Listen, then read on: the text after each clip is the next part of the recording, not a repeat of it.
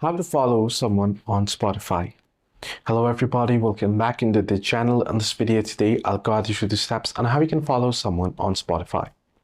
Well, the process itself is pretty simple and pretty easy, so let me guide you through this video.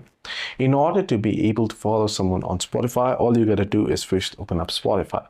Once you have opened up Spotify, simply head over to the search bar. You can see the search icon at the bottom. You can search in for the particular artist username, a particular username that you wish to follow someone.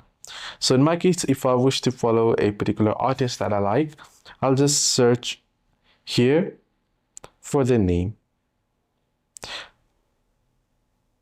So once you have searched for them, tap on it and open up their profile page. You'll see this here, right?